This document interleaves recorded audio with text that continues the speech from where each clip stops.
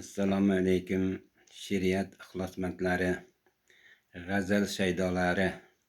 Bugun men sizlar bilan O'zbekiston deb nomlangan she'rim orqali uchrashamiz. Bu she'rim mustaqillik bo'lgandan keyin yozilgan. Mustaqillik bizning O'zbekiston vatanimizni jahon maydoniga olib chiqdi.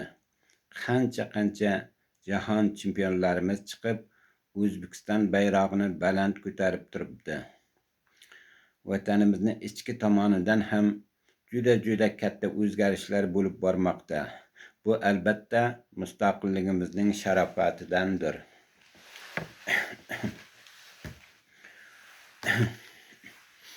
O'zbekiston.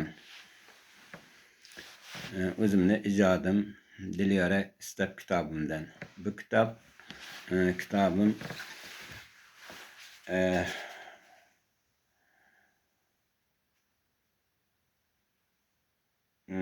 13-yilda bosishga ruxsat etilgan va shu yilda bosilgan. Nashrdan chiqqan.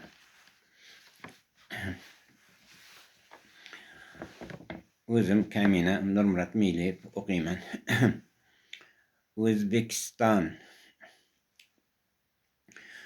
O'zbekiston buyuk davlatdir, azod va erkin hur aboddir.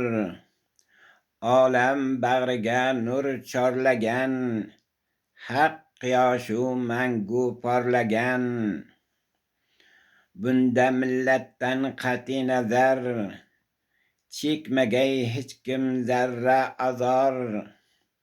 Insonparvarlik erk tuyg'usi, vatan bo'ylab mardona kezar. Vatan, yurt, qonun, xalq birligi, milliy mustaqil erk kengligi sharaf bilan himoyalangan, barcha fuqarolar tengligi. Bundan chiqar buyuk iste'dod, bunda bor buyuk qobiliyat. Qolmagay mudom armon bo'lib, ushalgay barcha orzu umid. Bordir bunda mehri oqibat, bunda bordir yorga sadoqat. Ulug'langan bunda qadriyat, qaror topgan haqli adolat. Eski turmush o'tmishda qolgan, dunyo qarash yangi o'zgargan. Komillikni inson tushungan, keng tafakkur onglarda ungan. Bunda o'z tilim bordir, muqaddas kabam dinim bordir. Kelajagim istiqbolimga, mustaqil yetar yo'lim bordir. Qilmagayman o'zgaga ta'zim, sohib Qur'on yurti keng azim. Jahon bo'ylab sadom yangragay, O'zbek degan buyuk ovozim. Alif avlodi Abdulla Tangri, jahon maydonida zo'r dong'i. Bor ekan-ku tanda jasorat, O'zbekning axir buyuk tongi. Bermasman endi yurtni yovga, alishmasman hech bir diyorga.